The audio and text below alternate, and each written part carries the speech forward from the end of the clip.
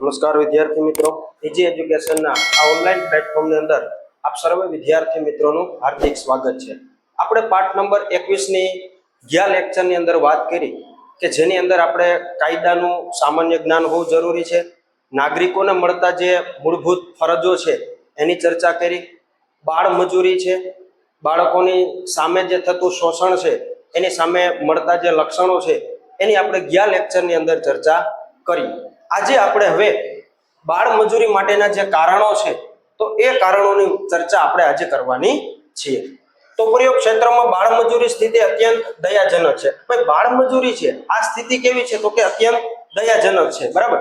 તો આ સ્થિતિની અંદર બાળ અપરાધને જન્મ આપતું એક જવાબદાર કારણ છે। બાળ મજૂરી છે એ કોને જન્મ આપતું જવાબદાર કારણ છે તો કે એ બાળ અપરાધને આપતું એક જવાબદાર કારણ છે। બાળ મજૂરી કરવા પાછળના કારણો ઘણા બધા છે કે ભાઈ લોકો છે એ આવી બાળ મજૂરી કરાવે છે તો એ બાળ મજૂરી પાછળના કારણો કેવા કેવા છે તો કે ભાઈ સૌપ્રથમ પહેલું છે ગરીબી છે। શું છે? ગરીબી છે કે ઘરની અંદર છે એ 5 થી 7 સભ્યો હોય અને કોઈ કમાવાવાળું એક વ્યક્તિ હોય તો ત્યારે છે એ આવી બાળ મજૂરી કરાવવી પડતી હોય છે। પછી માતા પિતાની નિરક્ષરતા કે કોઈ બાળકના માતા પિતા છે એ અભણ હોય અને મજૂરી સિવાય જો એ કાંઈ ન કરી શકતા હોય, પોતાનું ઘરનું ગુજરાન ન ચલાવતા હોય તો ત્યારે આવા કારણોસર પણ બાળ મજૂરી કરાવવામાં આવે છે। કુટુંબનું મોટું કદ, મેં હમણાં કીધું એમ કે ભાઈ કુટુંબની અંદર 5 થી 7 સભ્યો હોય અથવા તો 8 થી 10 સભ્યો હોય તો ત્યારે પણ બાળકો પાસેથી આવું મજૂરી કરવામાં આવે। કુટુંબિક જરૂરિયાતોને પહોંચી વળવા કુટુંબની આવકમાં બાળ મજૂરી કરી અને આવકમાં વધારો પ્રયાસ કરવા ના રૂપે કે ભાઈ કુટુંબ છે તો એ કુટુંબની જે જરૂરિયાતો છે એ જરૂરિયાતોને પૂરી કરવા માટે પણ છે એ આવા બાળ મજૂરી કરાવતા હોય છે। કુટુંબના પુખ્ત સભ્યોની બેકારી કે ભાઈ કુટુંબના જે સભ્ય છે એ વૃદ્ધાવસ્થામાં હોય, એ પોતે કામ કરવાની સ્થિતિમાં ન હોય તો ત્યારે પણ છે એ બાળ મજૂરી કરાવતા હોય। ઘરેથી ભાગીને શહેરમાં વસતા બાળકોના આશ્રયના અભાવે પોતાનું જીવન ટકાવી રાખવા અથવા તો આજીવિકા મેળવવા માટે કે કોઈ બાળક છે પોતાના ગામથી છે એ ભાગી અને ક્યાંય દૂર શહેરમાં ગયા હોય તો પોતાનું પેટ ભરવા માટે, પોતાને રહેવા માટે, પોતાનું જીવન ચલાવવા માટે પણ છે એને છે બાળ મજૂરી કરવી પડતી હોય। કોઈ અનાથ બાળક કે નિરાધાર બાળકો હોય કે તેમના સગા સંબંધીઓ દ્વારા કે આશ્રય આપનારો દ્વારા અપાતા આશ્રય ભોજન આપવાના બદલામાં દબાણપૂર્વક બાળ મજૂરી કરવાની ફરજ પાડે છે કે ભાઈ કોઈ બાળક છે કે જેના માતા અને પિતા બંને છે એ ગુજરી ગયા હોય, એ પોતે બાળક છે અનાથ હોય તો એવા નિરાધાર બાળકો છે કે જે ક્યાં રહેતા હોય તો કે પોતાના સગા સંબંધીઓ સાથે રહેતા હોય અને એને રહેવા માટેનો જે આશ્રય આપે છે એના બદલામાં એ લોકોને ભોજન અને રહેવાના બદલામાં છે એ દબાણપૂર્વક એની પાસે શું કરવામાં આવે તો કે ભાઈ બાળ મજૂરી છે એ કરાવવામાં આવતી હોય છે। તો બાળ મજૂરી માટેના આટલા કારણો છે એ શું છે તો કે જવાબદાર છે। બાળ શ્રમિકોની માંગમાં વિપુલ પ્રમાણમાં હોવાના કારણો, ભાઈ બાળ મજૂરી છે એ ખૂબ મોટા પ્રમાણમાં થવાના કારણો શું શું છે તો કે ઘણા ઉદ્યોગોમાં માલિકો કે કામે રાખનાર શેઠિયાઓ પોતાને ત્યાં પુખ્ત વયના શ્રમિક કરતા બાળકોને રોજગારી રાખવાનું પસંદ કરે છે કે ભાઈ ઘણા બધા એવા કારખાનેદારો હોય કે જે 18 વર્ષ કે વધારે ઉંમરની વ્યક્તિને કામ કરવા કરતા એ આવા બાળકો પાસેથી એટલે કે બાળ શ્રમિકોને રોજગારી આપવાનું છે એ વધારે પસંદ કરે છે। શું કામ તો કે વિવિધ કારણોસર બાળકોની માંગ વિપુલ પ્રમાણમાં જોવા મળતી હોય છે। પહેલું કારણ છે કે બાળ શ્રમિક એ શ્રમનું સસ્તામાં સસ્તું ઉત્પાદન સાધન છે કે કોઈ પુખ્ત વયની વ્યક્તિ હોય તો એ પોતે શ્રમ એટલે કાર્ય, એ જે પોતે કાર્ય કરે છે એ કાર્ય માટે શું કરશે તો કે વધારે વેતન માંગશે। જ્યારે બાળકો છે એ બાળકો પાસેથી કામ કરવા માટે એને કેવું તો કે સસ્તું ઉત્પાદન છે એને વધારે વેતન આપશે નહીં। પુખ્ત વયના શ્રમિકો કરતા બાળ શ્રમિકો પાસેથી તુલનાત્મક રીતે ઓછા વેતન કે ઓછી મજૂરી પગાર ચૂકવી અને કામ કરાવી શકાય છે કે ભાઈ જે પુખ્ત વયનો વ્યક્તિ છે, યુવાન વર્ગ છે અથવા તો કામ કરી શકે એવી સ્થિતિવાળો જે યુવાન છે તો એની પાસેથી એને કામ કરાવવા માટે એને વધારે વેતન ચૂકવવું પડશે। જ્યારે બાળકમાં જોઈએ તો એ બાળકને ઓછા વેતન, ઓછી મજૂરી અથવા તો ઓછો પગાર ચૂકવી અને એની પાસેથી છે એ કામ કરાવતા હોય છે। તેઓ અસંગઠિત હોય છે, એનું બાળકોનું છે કોઈ પણ પ્રકારનું સંગઠન હોતું નથી, એટલા માટે કેવા હોય તો કે અસંગઠિત હોય છે। સંગઠનના અભાવે માલિકો વિરુદ્ધ તેઓ અવાજ ઉઠાવી શકતા નથી કે ભાઈ માનો કે કોઈ એક કંપની છે તો એ કંપનીની અંદર પુખ્ત વયના વ્યક્તિઓ છે એ કાર્ય કરતા હોય તો એ કાર્યની અંદર માનો કે એનું શોષણ થાય છે, એના પગાર વેતનની અંદર વધારો નથી થતો તો એ લોકો યુનિયન કરી અને એ માલિક સામે છે એ પોતાના જે ફરજો છે, જે હકો છે એ માગી શકતા હોય. જ્યારે બાળકોની અંદર શું થાય તો કે એ કોઈ પણ પ્રકારનું એનું સંગઠન હોતું નથી અને આવા સંગઠનના અભાવના કારણે એ માલિકો વિરુદ્ધ કોઈ પણ પ્રકારનો અવાજ છે એ ઉઠાવી શકતા નથી અને એ વિરોધ પ્રદર્શિત કરી શકતા નથી કે પોતાને જે શોષણ થાય છે એ ને જે કામ કરે છે એ પૂરતા પ્રમાણમાં વેતન નથી મળતું તો એ પોતાની જે હક છે એ મેળવી શકતા નથી અને તેથી બાળ શ્રમિકોનો સરળતાથી તેને ખબર ન પડે તે રીતે વિવિધ સ્વરૂપે શોષણ કરી શકાય છે. એટલા માટે બાળકોને ન ખબર પડતા એની પાસેથી અલગ અલગ પ્રકારનું છે શું કરવામાં આવે તો કે શોષણ કરવામાં આવતું હોય છે. ત્રીજું છે કઠિન કે જોખમી પરિસ્થિતિમાં પણ ઓછા વેતન અને નિર્ધારિત કામો કલાકોથી વધુ કામ ડરાવી, ધમકાવી કે લાલચ આપી અને કામ કરાવી શકાય છે. કે કોઈ એવું અઘરું કામ હોય અથવા તો કારખાનાઓની અંદર છે, કંપનીની અંદર છે, કોઈ એવું જોખમી કામ હોય તો આવા કામ પણ એને જે સમય છે નિર્ધારિત કલાક, મતલબ 8 કલાકનો સમય હોય તો એ 8 કલાક કરતા પણ વધારે સમય એની પાસેથી છે એ એને ડરાવી છે, એને ધમકીઓ આપી છે અથવા તો વધારે પૈસા આપવાની લાલચ આપી અને એની પાસેથી વધારાનું કામ કરાવી શકાય છે. એના પછીનું કારણ છે બાળ શ્રમિકોની સંખ્યા વધુ છે તેથી ખૂબ જ મોટા પ્રમાણમાં સરળતાથી તેઓ મળી રહે છે. કે બાળ મજૂરી છે, બાળકો છે એ ખૂબ જ વધારે છે આવા બાળ શ્રમિકોની સંખ્યા, બરાબર. એટલા માટે આવા બાળકો એને સરળતાથી શું છે તો કે મળી રહે છે. એના પછીનું કારણ છે બાળકો ભણવાની ઉંમરે કુટુંબના સભ્યોની જરૂરિયાતો પૂર્તિ કરવા કમાવાના વધુ 2 હાથ રૂપે માતા પિતા બાળકોને જુએ છે અને બાળ મજૂરી એ ધકેલી દે છે. કે ભાઈ બાળકો છે એ એની જે ભણવાની ઉંમર છે તો એ ઉંમરની અંદર એના માતા પિતા છે એ બાળકની અંદર શું તો કે ભાઈ પોતાના સભ્યોની જરૂરિયાતો પૂરી કરવા માટે, કમાવા માટે વધુ 2 હાથ રૂપે માતા પિતા એને શું કરે છે તો કે મજૂરીએ છે એ ધકેલી દેતા હોય છે. આમ બાળકોની નાની ઉંમરમાં રમતગમત, મનોરંજન, આરામ, બાળપણ, માતા પિતાનો પ્રેમ, હૂંફ, સાર સંભાળ અને શિક્ષણથી વંચિત રહી જાય છે. એટલા માટે આવા જે બાળકો આ ઉંમરની અંદર એને જે માતા પિતાનો પ્રેમ મળવો જોઈએ, એને જે ભણતર મળવું જોઈએ, એને જે રમતગમત મળવી જોઈએ, બરાબર, તો એ મળતું નથી અને તેઓ કેટલાક કુમળી વયે ગુનાહિત પ્રવૃત્તિઓ કરી અને બાળ ગુનેગાર પણ બને છે. આવી અસમજણ હોવાને કારણે આવા બાળકો શું કરે છે તો કે ન ખબર પડતા ક્યાંક ને ક્યાંક એ ગુનાહિત પ્રવૃત્તિઓની અંદર ધકેલાઈ જતા હોય છે અને પોતે આવી નાની ઉંમરની અંદર શું બનતા હોય છે તો કે ગુનેગાર છે એ બનતા હોય છે. હવે આ જે બાળ મજૂરી છે તો આવા બાળ મજૂરીને અટકાવવા માટે કયા કયા કારણો જવાબદાર છે અથવા તો શું પગલાં લેવા જોઈએ? તો બાળ મજૂરી કે બાળ શોષણ કે અત્યાચારોને રોકવા માટે સરકારે કેટલીક બંધારણીય જોગવાઈ નીચે મુજબ આપી છે કે આવા બાળકોનું શોષણ થાય છે, આવા બાળકો પાસેથી મજૂરી કરાવવામાં આવે છે તો એને રોકવા માટે આપણી સરકારે છે અમુક બંધારણીય હકો આપવામાં આવ્યા છે, અમુક જોગવાઈ છે. તો જોઈએ આપણે કલમ નંબર બરાબર, તો 14 વર્ષથી ઓછી વયના બાળકોને કોઈ કારખાનામાં કે કોઈ પણ કામ ધંધે કે વ્યવસાયમાં નોકરીએ રાખી શકાશે નહીં અને આના ભંગ બદલ નોકરીદાતા સામે કાનૂની રાહે પગલાં ભરી અને એને સજા કરાવી શકે. કે ભાઈ કોઈ પણ બાળક છે તો એ બાળકને છે એ 14 વર્ષ સુધી અથવા તો 14 વર્ષ કરતા નાની ઉંમરનો બાળક હોય તો એને કોઈ પણ પ્રકારના ધંધામાં, કારખાનામાં તમે રાખી શકશો નહીં. જો તમે રાખશો તો એ જે કારખાનેદાર છે અથવા તો એ જે માલિક છે એની પાછળ કાયદેસરની કાર્યવાહી છે એ કરવામાં આવશે. બીજું શું છે તો કે બાળપણમાં કે કિશોર અવસ્થામાં તેનું કોઈ પણ પ્રકારે શોષણ ન થાય, તેને નૈતિક સુરક્ષા અને ભૌતિકતા સુવિધાથી વંચિત કરી શકાશે નહીં. કે ભાઈ એકદમ બાળક હોય અથવા તો યુવા અવસ્થા એટલે કે કિશોર અવસ્થામાં હોય તો આવી અવસ્થાઓની અંદર એને કોઈ પણ પ્રકારનું એનું શું ન થવું જોઈએ તો કે શોષણ થવું જોઈએ નહીં. એને પોતાને નૈતિક સુરક્ષાઓ મળવી જોઈએ, એને ભૌતિક સુવિધાઓથી વંચિત એને કરી શકાશે નહીં.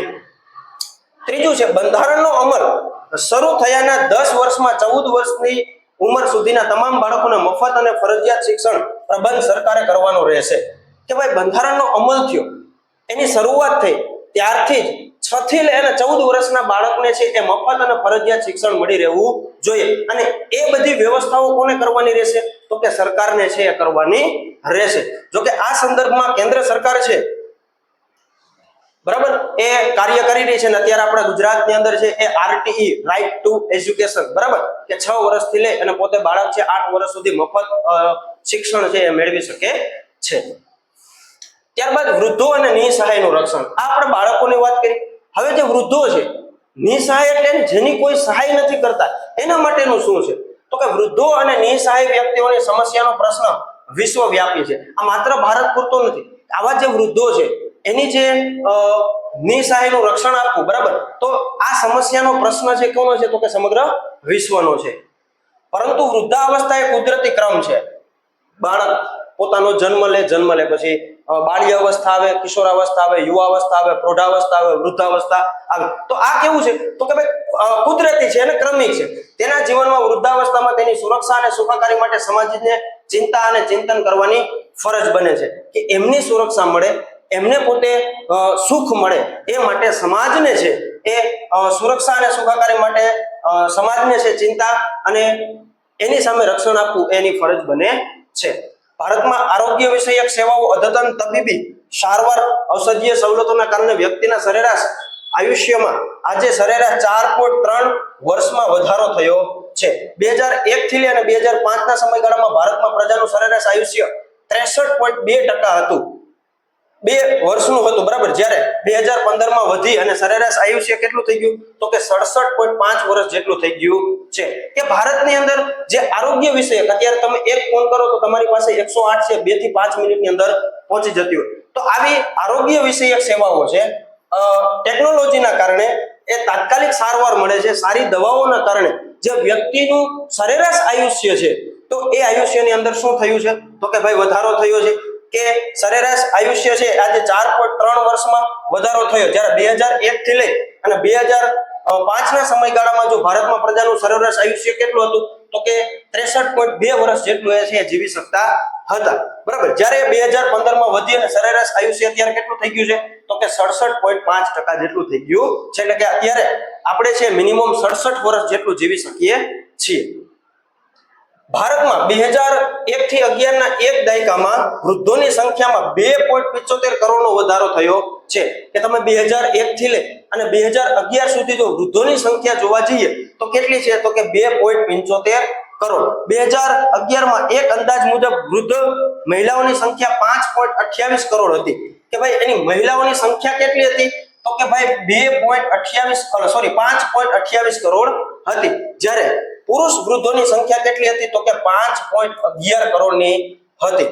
ભારતમાં સૌથી વૃદ્ધોની વસ્તી કેરલા અને સૌથી ઓછી વસ્તી અરુણાચલ પ્રદેશમાં છે. તો વિદ્યાર્થી મિત્રો, આ છે એ મોસ્ટ આઈએમપી છે કે ભારતની અંદર સૌથી વધારે વૃદ્ધોની સંખ્યા કયા રાજ્યમાં છે? તો કે કેરલાની અંદર છે. જ્યારે સૌથી ઓછી વૃદ્ધોની સંખ્યા ક્યાં છે?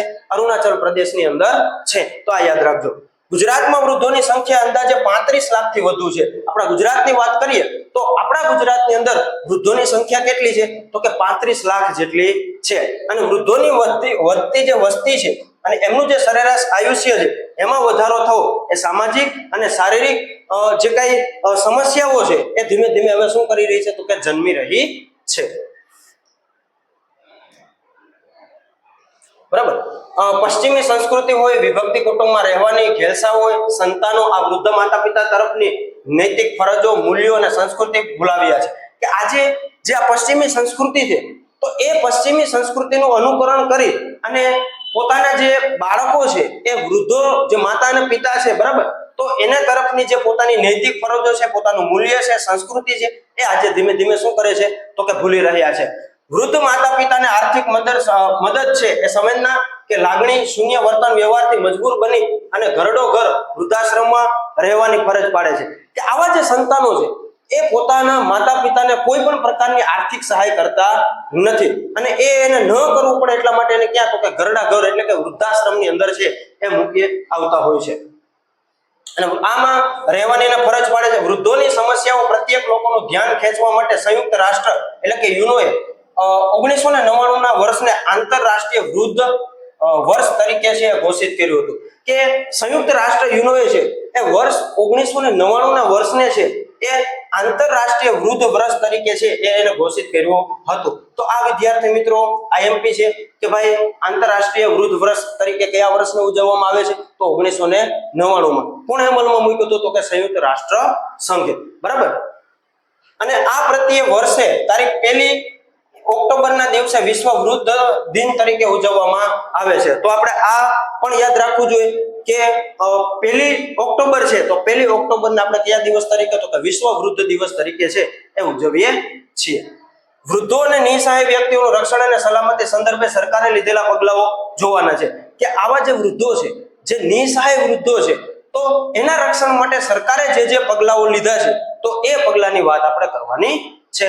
તો વૃદ્ધો અંગેની રાષ્ટ્રીય નીતિ 1999 ના કેન્દ્ર સરકાર દ્વારા અમલમાં આવી. કે આ વૃદ્ધો માટેની જે રાષ્ટ્રીય નીતિ હતી એ કેન્દ્ર સરકાર દ્વારા ક્યારે, તો કે 1999 ની અંદર છે એ અમલમાં આવી. જે અન્વયે વૃદ્ધોને પેન્શન આર્થિક સહાય આપવામાં આવે છે. દાખલા તરીકે ઇન્દિરા ગાંધી રાષ્ટ્રીય વૃદ્ધ પેન્શન યોજના અને અટલ પેન્શન યોજના. હવે 1999 માં જે કેન્દ્ર સરકારની રાષ્ટ્રીય નીતિ આવી વૃદ્ધો માટેની, તો એની અંદર છે એ વૃદ્ધોને પેન્શન આપવામાં આવે છે, થોડી ઘણી છે આર્થિક સહાય કરવામાં આવે છે. કેવી, તો કે ઇન્દિરા ગાંધી રાષ્ટ્રીય વૃદ્ધ પેન્શન યોજના, અને બીજી કઈ છે તો કે અટલ પેન્શન યોજના. ત્યારબાદ સિનિયર સિટીઝન માટે સ્કીમ હેઠળ વૃદ્ધોને બેંક કે પોસ્ટ ઓફિસમાં મૂકેલા ડિપોઝિટ પર વધુ વ્યાજની સવલત આપવી. કે આવા જે વૃદ્ધો છે, તો એને પોતાની જે રકમ છે, આર્થિક રકમ બેંકની અંદર મૂકી હોય, પોસ્ટ ઓફિસની અંદર મૂકી હોય, તો એને એ રકમના અમુક ટકા વધારે છે એ વ્યાજ આપવાની સગવડતા પણ સરકારે કરી છે. બરાબર. કોઈ બસ સ્ટેશન હોય, રેલવે હોય, હવાઈ મુસાફરીમાં પુરુષ સ્ત્રીઓને ટિકિટના દરમાં 30% થી 50% સુધીની રાહત આપવામાં આવે છે. કોઈ વૃદ્ધ હોય એ મુસાફરી કરે છે, બસની અંદર હોય, રેલવે સ્ટેશનની અંદર હોય કે પ્લેનની અંદર હોય, તો આવા વૃદ્ધ સ્ત્રી અને પુરુષ બંનેને 30% થી લઈ અને 50% સુધીની છે એ શું આપવામાં આવે, તો કે રાહત છે એ આપવામાં આવે છે. રાજ્ય સરકારે પ્રત્યેક જિલ્લામાં એક સુવિધાજનક ઘરડા ઘર ખોલ્યા છે. કે રાજ્ય સરકારે શું કર્યું છે, તો કે બધા જિલ્લાની અંદર એક આવું ઘરડા ઘર છે એ ખોલ્યું છે. શહેરોમાં વૃદ્ધો માટે અલગ બગીચાઓ ખુલ્લા મૂક્યા છે. કે શહેરોની અંદર આ વૃદ્ધો એ માટે છે અલગ પ્રકારના બગીચાઓ બનાવવામાં આવે, જ્યાં પોતે છે બેસી શકે. બરાબર. વૃદ્ધાશ્રમમાં સંગીત હોય, યોગ હોય, રમત ગમત હોય, માનસિક ક્ષમતા વધે એવી પ્રવૃત્તિઓ દ્વારા જીવનમાં શાંતિ સ્થાપવાનો પણ શું કરે છે, તો કે પ્રયત્ન કરે છે. વૃદ્ધોની સુરક્ષા અને સલામતી માટે તથા ઘરેલુ હિંસા, શોષણ કે અત્યાચાર સામે રક્ષણ આપવા સરકારે માતા પિતા અને સિનિયર સિટીઝન સાર સંભાળ અને કલ્યાણ સંબંધી કાયદો 2007 અમલમાં મૂક્યો હતો. કે આવા વૃદ્ધો છે, તો એ વૃદ્ધોને સલામતી મળી રહે, એને સુરક્ષા મળી રહે. બરાબર. કે કોઈ પણ પ્રકારની ઘરેલુ હિંસા ન થાય, આવા વૃદ્ધોનું શોષણ ન થાય, એને અત્યાચારો સામે રક્ષણ મેળવવા માટે આવા માતા પિતાને અને સિનિયર સિટીઝન માટે છે સાર સંભાળ કલ્યાણ સંબંધિત કાયદો વર્ષ 2007 ની અંદર છે એ અમલમાં મૂક્યો હતો. અને એ કાયદા અન્વયે હવે જોવાનું છે આપણે અસામાજિક પ્રવૃત્તિઓ. તો સમાજમાં કાયદા દ્વારા પ્રસ્થાપિત નિયમોને આધીન ન હોય એવી વ્યક્તિ કે સમૂહની પ્રતિબંધિત પ્રવૃત્તિ કે વર્તણૂકને અસામાજિક પ્રવૃત્તિ કહેવામાં આવે છે. તો આ વ્યાખ્યા છે એ આપણા માટે આઈએમપી છે કે ભાઈ અસામાજિક એટલે શું. તો આપણને ખ્યાલ હોવો જોઈએ કે સમાજમાં જે કાયદાઓ પ્રસ્થાપિત કરવામાં આવ્યા છે, હવે એ કાયદાને આધીન ન હોય એવી વ્યક્તિ કે સમૂહને શું કરવામાં આવે, તો કે પ્રતિબંધિત પ્રવૃત્તિઓ હોય કે વર્તણૂક હોય, એને કેવું કહેવાય, અસામાજિક પ્રવૃત્તિ તરીકે ઓળખવામાં આવે છે.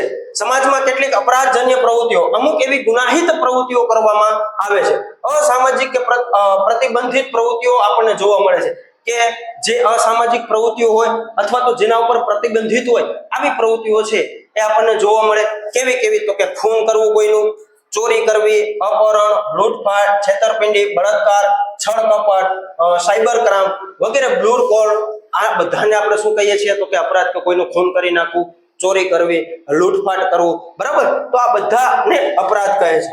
બીજી બાજુ સમાજમાં કોઈ લાંચ રૂશ્વત હોય, મને કોઈ આપણું કામ ન થતું હોય તો આપણે એને શું આપીએ છીએ, રિશ્વત આપીએ છીએ. બરાબર. પછી તો કે ભ્રષ્ટાચાર હોય, કરચોરી હોય, સંગ્રહખોરી હોય, ભેળસેળ હોય, કાળા બજાર હોય, જમીનનો દબાણ હોય, આવી બિન અધિકૃત કબજો હોય. બરાબર. આ બધાને વ્હાઇટ કોલર અપરાધ કહેવાય. આ બધા કેવા છે, તો કે વ્હાઇટ કોલર. વ્હાઇટ એટલે સફેદ ગુના, કે જે આપણને ખબર ન પડે. માનો કે કોઈ સરકારી કચેરીમાં જાય છે અને આપણું કામ નથી થતું, તો આપણે એના પાછળથી જે અમુક વધારાના રૂપિયા આપી અને કામ કરાવતા હોય છે. ભ્રષ્ટાચાર આપણે છે અહીંયા થતો હોય છે. કોઈ સરસ મજાનો રોડ બનાવવાનો કોન્ટ્રાક્ટ હોય તો 60% છે એ પોતાના ખિસ્સામાં ભરી લેતા હોય છે, 40%નું કામ આપતા હોય, એક ચોમાસું જાય એટલે વરસાદ છે એનો એ થઈ જાય. પછી કર ચોરી, કે કોઈ સરકારે અત્યારે પહેલા 6 લાખ હતી, અત્યારે 12 લાખની કે 11 લાખની સમથિંગ રકમ આપી છે, તો એના કરતા વધારે કોઈ વ્યક્તિ જો કમાતો હોય તો એને શું આપવું જોઈએ, તો કે સરકારને છે ટેક્સ ભરવો જોઈએ. તો એ ટેક્સ નથી ભરતો. બરાબર. ભેળસેળ કરતો હોય, કાળાબજારી હોય, જમીન દબાણ હોય અથવા કોઈની જમીન ઉપર કબજો કર્યો તો આ બધા છે એ કેવા, તો કે વ્હાઇટ કોલર અપરાધ કહેવામાં આવે છે. ત્યારબાદ ભ્રષ્ટાચાર. હવે વાત કરવાની છે આપણે ભ્રષ્ટાચાર એટલે શું. તો કે ભ્રષ્ટાચાર એ વૈશ્વિક દૂષણ. જો ભ્રષ્ટાચાર છે એ માત્ર ને માત્ર ભારત થાય છે સૌથી વધારે ભારતમાં, પણ આ એક કેવી સમસ્યા છે, તો કે ભાઈ વૈશ્વિક સમસ્યાઓ છે. વિશ્વ બેંકે વ્યાખ્યા આપે છે તે મુજબ ભ્રષ્ટાચાર એટલે સાર્વજનિક હોદ્દો કે પદનો વ્યક્તિગત લાભ લેવા માટે ઉપયોગ કરવો તે. જો વિશ્વ બેંકે ભ્રષ્ટાચાર માટેની વ્યાખ્યા શું આપી છે, આઈએમપી વ્યાખ્યા છે કે ભ્રષ્ટાચાર એટલે કે એને જે સાર્વજનિક હોદ્દો મળ્યો, માનો કે કોઈ વ્યક્તિ રાજનેતા છે અથવા તો કોઈ અધિકારી છે, તો એ અધિકારીએ પોતાના પદનો વ્યક્તિગત રીતે લાભ લેવામાં ઉપયોગ કરે એને શું કહેવાય, ભ્રષ્ટાચાર કહેવાય. આમ ભ્રષ્ટાચાર પદ અને સત્તાનો દુરુપયોગથી જન્મે છે. તો કોઈ તમે અધિકારી પાસે જાઓ છો કઈ કામ કરાવવા માટે, બરાબર, તો એ અધિકારી પોતાના સિગ્નેચર માટે છે અમુક રકમ તમારી પાસે માંગતો હોય છે, તો એ રકમ ના આપો ત્યાં સુધી તમારું કામ ન થાય, તો એને શું કહેવાય, ભ્રષ્ટાચાર કહેવાય. તો પોતાના પદનો, પોતાને જે સત્તા મળેલી છે એ સત્તાનો એ શું કરે છે, દુરુપયોગ કરે છે. ભારતીય સમાજના કેટલાક જાહેર અને ખાનગી ક્ષેત્રમાં ભ્રષ્ટાચાર વ્યાપક સ્વરૂપે જોવા મળે છે. કે આપણા ભારતની અંદર અમુક એવા ખાનગી એકમો છે, અમુક એવા સરકારી એકમો છે, ત્યાં આપણને આવા ભ્રષ્ટાચાર છે એ જોવા મળતા હોય છે. અને ભ્રષ્ટાચાર આચર બને, આપનાર અને લેનાર કાનૂની રાહે ગુનેગાર છે અને સજાને પાત્ર છે. તો આવું જે ભ્રષ્ટાચાર કરે છે, તો આ ભ્રષ્ટાચાર માટે છે એ જે લેનાર છે અને જે આપનાર છે, આ બંને છે એ કેવા, તો કે ગુનેગાર કહેવામાં આવે છે અને બંને માટે સજાને પાત્ર છે. ભ્રષ્ટાચાર દેશ અને વિદેશમાં, તો વર્તમાન સમયમાં ભ્રષ્ટાચાર વિશ્વના અનેક દેશોમાં વધતા ઓછા પ્રમાણમાં વ્યાપક જોવા મળે છે. કે અત્યારે હાલની પરિસ્થિતિમાં જોઈએ તો પ્રત્યેક દેશની અંદર આપણને છે એ થોડા ઘણા અંશે ક્યાંક ને ક્યાંક ભ્રષ્ટાચાર જોવા મળતો હોય. ભ્રષ્ટાચાર આચરણ વિવિધ સ્વરૂપે જોવા મળે, જેમ કે મુખ્યત્વે રોકડ લેવડ દેવડ કરવી, કોઈ ભેટ આપવી, કોઈ સોગાતો આપવી, કિંમતી આભૂષણો હોય, કોઈ ચીજ વસ્તુ હોય, વિદેશી પ્રવાસ સ્વરૂપે હોય, પક્ષપાત વલણ, નિર્ણયમાં લાગવા, સગાવાદ, હિતાર્થીઓની તરફેણ કરવી વગેરે સ્વરૂપમાં આપણને ભ્રષ્ટાચાર છે જોવા મળતો હોય છે. તો ભ્રષ્ટાચાર અર્થતંત્ર અને સમાજ ઉપર વિપરીત અસર પડે, જે આપણે જોવાનું છે. તો સમાજમાં ભ્રષ્ટાચારી આચરણ થકી નૈતિક મૂલ્યો અને સામાજિક નીતિ નિયમોનું ધોરણ નીચું જાય છે. કે જે ભ્રષ્ટાચાર થાય છે તો એની લીધે જે પોતાના આચરણ થકી પોતાની જે નૈતિક મૂલ્ય છે, સામાજિક નીતિ નિયમો છે, એનું ધોરણ છે નીચું જાય છે. અર્થતંત્રમાં કાળા નાણાંની સમસ્યા ઉદ્ભવે છે. આપણું જે અર્થતંત્ર છે તો એની અંદર આવા કાળા નાણાંની છે એ સમસ્યાઓ ઉદ્ભવતી હોય, જે રાષ્ટ્રના વિકાસને અવરોધે છે. કે આવું કાળું ભંડોળ છે પોતે ભેગું કરતો હોય, રાષ્ટ્રને કોઈ પણ પ્રકારનો ટેક્સ ન આપતો હોય, તો એ રાષ્ટ્ર એટલે કે દેશના વિકાસ માટે છે એ અવરોધ બને છે. રાજ્યના કાયદાઓ હોય, ન્યાય પ્રણાલી હોય, સત્તા અને વહીવટી તંત્ર ઉપર લોકોનો શું થાય, તો કે વિશ્વાસ ઘટે છે. પ્રામાણિકતા વ્યક્તિ હતાશ અને નિરાશા અનુભવે છે. માનવ અધિકારોનું હનન થાય અને તે થકી સમાજના અન્યાય અને આવકની અંદર અસમાનતા છે શું હોય, તો કે ઉદ્ભવતો હોય છે. અને એમાંથી વર્ગ વિગ્રહ છે શું થાય, તો કે પેદા થતો હોય છે. અને ભ્રષ્ટાચારથી લોકોમાં નૈતિક અને રાષ્ટ્રીય ચારિત્ર્ય જોખમાય છે. કે પોતાનું જે નૈતિક અને રાષ્ટ્રીય જે ચરિત્ર છે એ જોખમાતું હોય. સામાજિક આર્થિક વ્યવસ્થાઓનું શું કરે છે, તો કે એ નીચું છે એ જોવાતું હોય છે. હવે આ ભ્રષ્ટાચારોને ડામવા એટલે કે આ ભ્રષ્ટાચારોને બંધ કરવા માટે છે એ શું કરવું જોઈએ, તો કે ભ્રષ્ટાચારને દૂર કરવા માટેના નીચે મુજબના ઉપાયો છે. કે ભારતમાં 1964 ની અંદર કેન્દ્રીય લાંચ રૂશ્વત વિરોધ બ્યુરોની સ્થાપના થઈ. ક્યારે થઈ, તો કે 1964 ની અંદર, બરોબર, કેન્દ્રીય લાંચ રૂશ્વત વિરોધી બ્યુરોની સ્થાપના થઈ, જે સરકારી તંત્રમાં વકરેલા ભ્રષ્ટાચાર બેદીને નેસ નાબૂદ કરવાના પ્રયાસો કરે છે. ભ્રષ્ટાચાર રંગે હાથે પકડી અને તેની સામે કાયદેસરની જે શિક્ષણાત્મક કાર્યવાહી છે એ શું કરે છે, તો કે હાથ ધરે છે. બરાબર, તો આ ભ્રષ્ટાચારને ડામવા માટેના જે બાકીના જે ઉપાયો છે એ આપણે આવતા લેક્ચરની અંદર જોશું. અહીંયા સુધી રાખીએ. ન સમજાય તો ફરી પાછો વિડીયોને રિપીટ કરી જોવું. અસ્તુ. જય હિન્દ, જય ભારત.